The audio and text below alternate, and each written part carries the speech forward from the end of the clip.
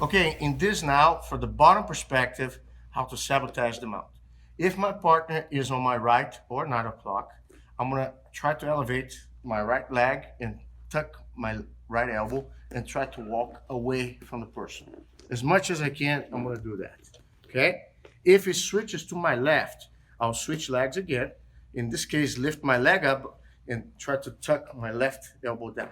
And I will circle away on the tip of my toe or the ball of my foot with the other leg, look, and I keep spinning. Now he switches back to my right or 9 o'clock.